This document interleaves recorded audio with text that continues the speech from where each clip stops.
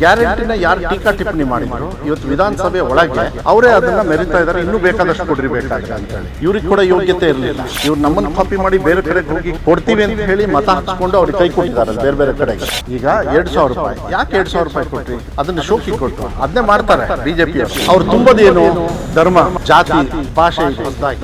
ಅದ್ರಲ್ಲಿ ನಿಮಗೆ ಬಡವರು ಹೊಟ್ಟೆ ತುಂಬುತ್ತದ? ಬಡವರಿಗೆ ಏನಾದ್ರು ಹೊಟ್ಟೆ ತುಂಬ ನೀವು ನೋಡಿದ್ರೆ ಅವ್ರು ಯಾರಾದರೂ ನಾನು ಅನ್ನ ಕೊಟ್ಟು ನಿಮಗೆ ಸಹಕಾರ ಮಾಡಿ ಮತ ಕೊಟ್ಟಿದ್ದೀನಿ ಅಂತ ಕೇಳ್ಬಿಟ್ಟು ನೋಡೋಣ ಬಿಜೆಪಿ ದಿವಾಳಿ ಯಾರು ಕಾರಣ ಅಂತ ಹೇಳಿ ಅವ್ರಿಗೆ ಏನಾದ್ರು ತಲೆ ಕೆಟ್ಟಿದೆ ಅವ್ರಿಗೆ ಗೊತ್ತಾಗಲ್ಲ. ಅವರಿಗೆ GST ವಿರೋಧ ಮಾಡಿದವರು GST ಹಾಕಿದ್ರು. ನೀವು ಯಾವ್ದಾದ್ರು ಮನೆಗೆ ಹೋಗಿ ಏನಾದ್ರು ಅವರಿಗೆ ಅನುಕೂಲ ಆಗ್ತದೆ, ಸುಖವಾಗಿ ಮಲಗ್ತಾ ಇದ್ದಾರೆ, ಒಂದು ಸ್ವಲ್ಪ ಕಷ್ಟ ಇರ್ಬೋದು ಎಲ್ಲರಿಗೂ. ಅದು ಬರೀ ಕಾಂಗ್ರೆಸ್ ಪಕ್ಷದಿಂದ. ನೀವು ಹಿಸ್ಟ್ರಿ ತಗೊಳ್ಳಿ, ಕಾಂಗ್ರೆಸ್ ಪಕ್ಷದ್ದು ಇರುತ್ತೆ. ಕೆಲವು ಸತಿ 200 ಕೊಟ್ಟಾಗ ಯಾವುದೋ ಒಂದು ಕಾರಣಾಂತರದಿಂದ ಒಂದು 5, 10, 15 ಆಗಿಲ್ಲದೆ ಇರ್ಬೋದು. ಅದಕ್ಕೆ ಕಾರಣನೂ ಇರ್ಬೋದು, ಅದಕ್ಕೆ ಸಮಯದ ಕೊರತೆಯೂ ಇರ್ಬೋದು, ಇಲ್ಲ ಅಂತ ಹೇಳೋದಿಲ್ಲ. ಅದು ಆಗಬಾರ್ದು. ಆದರೂ ಕೂಡ ಅದಕ್ಕೆ ಪ್ರಯತ್ನ ಪಡಬೇಕು, ನುಣ್ಸ್ಕೊಂಡು ಹೋಗ್ತಕ್ಕಂಥ ಪ್ರಶ್ನೆ ಅಲ್ಲ. ಆದರೆ ಬಹುಮುಖ್ಯವಾಗಿ ನಾವು ಮತವನ್ನು ತಗೊಳ್ತಕ್ಕಂಥ ಸಂದರ್ಭದಲ್ಲಿ ಹೋದ ಸತಿ ಮನೆಗೆ ಹೋಗಿ ಒಂದು ಗ್ಯಾರಂಟಿ ಅಂತ ಹೋದ್ವಿ. ಗ್ಯಾರಂಟಿನ ಯಾರು ಟೀಕಾ ಟಿಪ್ಪಣಿ ಮಾಡಿದರು ಇವತ್ತು ವಿಧಾನಸಭೆ ಒಳಗೆ ಅವರೇ ಅದನ್ನು ಮೆರಿತಾ ಇದ್ದಾರೆ. ಇನ್ನೂ ಬೇಕಾದಷ್ಟು ಕೊಡ್ರಿ ಬೇಕಾದರೆ ಅಂತೇಳಿ ಇವ್ರಿಗೆ ಕೂಡ ಯೋಗ್ಯತೆ ಇರಲಿಲ್ಲ. ಇವ್ರು ನಮ್ಮನ್ನು ಕಾಪಿ ಮಾಡಿ ಬೇರೆ ಕಡೆಗೆ ಹೋಗಿ ಕೊಡ್ತೀವಿ ಅಂತ ಹೇಳಿ ಮತ ಹಾಕ್ಸ್ಕೊಂಡು ಅವ್ರಿಗೆ ಕೈ ಕೊಟ್ಟಿದ್ದಾರಲ್ಲ ಬೇರೆ ಬೇರೆ ಕಡೆಗೆ. ಅದನ್ನು ಉತ್ತರನೂ ಸ್ಟೇಟಲ್ಲಿ ನಾವು ಕೊಡ್ಬೋದು. ಆದರೆ 2023 ಪ್ರಣಾಳಿಕೆ ಉಪಾಧ್ಯಕ್ಷನಾಗಿ ನಾವು ಮೇಜರಾಗಿ 5 ಗ್ಯಾರಂಟಿಗಳನ್ನು ಮನೆಗೆ ಹೋಗಿ ಅವ್ರ ಹೆಸರು ಎಲ್ಲ ಬರೆಸಿ ಅದನ್ನೆಲ್ಲ ಕೊಟ್ಟಿದ್ದೀವೋ ಇಲ್ಲೋ. ಈಗ 1,20,000 1,20,000 ಕೋಟಿ ಇವತ್ತು ನೇರವಾಗಿ ಯಾವುದೇ ಥರ ಕಮಿಷನ್ ಇಲ್ಲದೆ ನೇರವಾಗಿ ಜನರಿಗೆ ಹೋಗಿರೋದು. ಇದು ಕಾರ್ಯಕ್ರಮ ಒಳ್ಳೇದು ಹೌದು ಅಲ್ವೋ? ಈಗ 2,000 ರೂಪಾಯಿ ಯಾಕೆ 2,000 ರೂಪಾಯಿ ಕೊಟ್ರಿ? ಅದನ್ನು ಶೋಕಿ ಕೊಟ್ಟು ಅದನ್ನೇ ಮಾಡ್ತಾರೆ ಬಿಜೆಪಿಯವರು. 10,000 ಚುನಾವಣೆಗಿಂತ ಮುಂಚೆ ಕೊಟ್ಟರು ಬಿಹಾರಲ್ಲಿ, ನೀವು ಮೊನ್ನೆ ನೋಡಿದ್ರಿ. ಅದಾದಮೇಲೆ ಕೊಡ್ತಾರಾ? ಇನ್ನು 5 ವರ್ಷ ಕಾಯ್ಬೇಕು ಆ ಕಡೆ ಭಾಗದ ಜನರು. ಇಂಥ ನೀಚ ಬುದ್ಧಿ ಇದೆಯಲ್ಲ, ಅದು ಬಿಜೆಪಿಯವ್ರಿಗೆ ಗೊತ್ತು. ಅವರಿಗೆ 10 kg ಅಕ್ಕಿ ಕೊಟ್ಟಿರೋದನ್ನ ಕಟ್ ಮಾಡ್ತಾರೆ.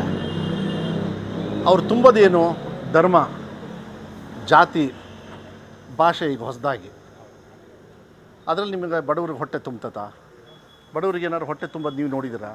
ಜಾತಿ ಧರ್ಮದಲ್ಲಿ ನಾವು ಕಚ್ಚಾಟ ಮಾಡಿ ಭೇದ ಭಾವವನ್ನು ಮಾಡಿ ನಮ್ಮ ದೇಶದಲ್ಲಿ ಬಾಬಾ ಸಾಹೇಬ್ ಅಂಬೇಡ್ಕರ್ ಅವರು ಪುಕ್ಷಟ ಕೊಡಲಿಲ್ಲ ಸಂವಿಧಾನನ.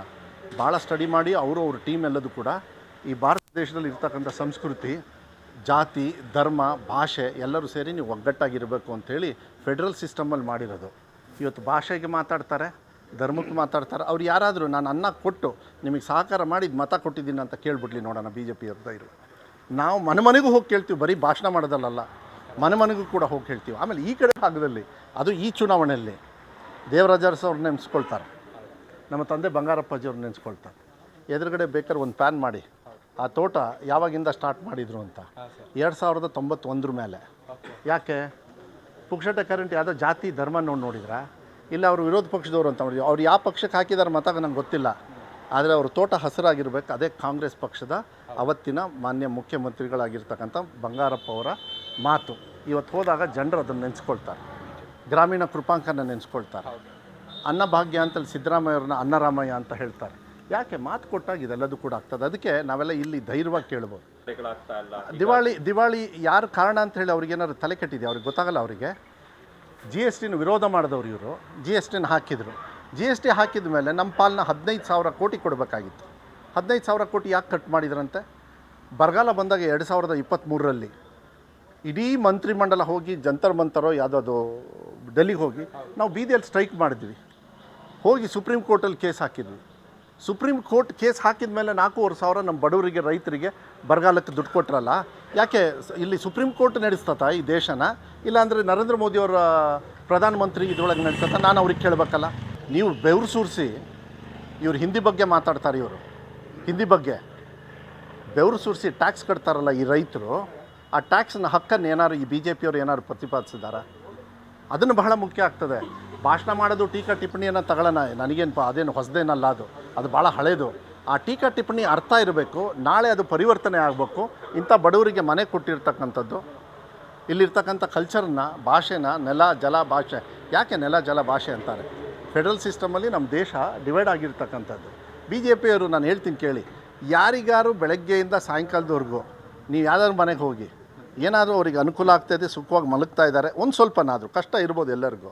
ಅದು ಬರೀ ಕಾಂಗ್ರೆಸ್ ಪಕ್ಷದಿಂದ. BJP ಅವ್ರದ್ದು ಕಾರ್ಯಕ್ರಮ ಒಂದು ಹೇಳ್ಬಿಟ್ರಿ ನೋಡೋಣ. ಜೀನಿ ಸ್ಲಿಮ್ ತಗೊಳಕ್ಕೆ ಸ್ಟಾರ್ಟ್ ಮಾಡಿದ್ನೋ ಅವಾಗ ಮಂತ್ಲಿ ಪೀರಿಯಡ್ಸ್ ಆಗ್ತಾ ಇದ್ದೀನಿ. PCOD ಪ್ರಾಬ್ಲಮ್ ನಾರ್ಮಲ್ ಆಗಿದೆ, ಥೈರಾಯ್ಡ್ ನಾರ್ಮಲ್ ಆಗಿದೆ. ಪೀರಿಯಡ್ಸ್ ಎಲ್ಲ 6 ಮಂತ್ ಆದ್ರೂ ಆಗ್ತಾ ಇದ್ದಿಲ್ಲ, ಇವಾಗ ರೆಗ್ಯುಲರ್ ಪೀರಿಯಡ್ಸ್ ಆಗ್ತಾ ಇದೆ. ಜೀನಿ ಸ್ಲಿಮ್ ನ ಯೂಸ್ ಮಾಡಿ 8 ತಿಂಗಳಲ್ಲಿ 55 kg ಸಣ್ಣ ಆಗಿದ್ದಾರೆ. ಜೀನಿ ಸ್ಲಿಮ್ ತಗೊಳ್ಳಿ, ಬೇಗ ಸಣ್ಣ ಆಗ್ತೀರಾ, ಫ್ಯಾಟ್ ಲಾಸ್ ಆಗ್ತದೆ. ಜೀನಿ ಸ್ಲಿಮ್ ನ ಯೂಸ್ ಮಾಡಿ 100% ಯಾವುದೇ ಸೈಡ್ ಎಫೆಕ್ಟ್ ಇಲ್ದಂಗೆ ಸಣ್ಣ ಆಗ್ತೀರಾ. ಇಂತಹ ನೈಜ ಕುತೂಹಲ ಭರಿತ ಸುದ್ದಿಗಳು ನಿಮಗೆ ಸಿಗಬೇಕಂದ್ರೆ ರಾಜ್ಯದ ಪ್ರತಿಷ್ಠಿತ ಜನಪರ ಡಿಜಿಟಲ್ ಸುದ್ದಿ ಮಾಧ್ಯಮ ಪಬ್ಲಿಕ್ ಇಂಪ್ಯಾಕ್ಟ್ ಚಾನೆಲ್ ಅನ್ನು ಯೂಟ್ಯೂಬ್ನಲ್ಲಿ ಸಬ್ಸ್ಕ್ರೈಬ್ ಮಾಡ್ಕೊಳ್ಳಿ. ವಿಡಿಯೋ ಇಷ್ಟವಾದರೆ ಲೈಕ್ ಮಾಡಿ, ನಿಮ್ಮ ಇಷ್ಟದವರಿಗೆ ಶೇರ್ ಮಾಡಿ ನಮ್ಮನ್ನು ಪ್ರೋತ್ಸಾಹಿಸಿ. ಹಾಗೆಯೇ ಫೇಸ್ಬುಕ್ನಲ್ಲಿ ಪಬ್ಲಿಕ್ ಇಂಪ್ಯಾಕ್ಟ್ ಫಾಲೋ ಮಾಡೋದನ್ನು, ಇನ್ಸ್ಟಾದಲ್ಲಿ ಜೊತೆಯಾಗೋದನ್ನು ಮಿಸ್ ಮಾಡಬೇಡಿ. ಜಾಹೀರಾತು ಹಾಗೂ ಬಿಸ್ನೆಸ್ ಪ್ರಮೋಷನ್ಗಾಗಿ ಸಂಪರ್ಕಿಸಿ 9606037450 ಅಥವಾ 9353224116.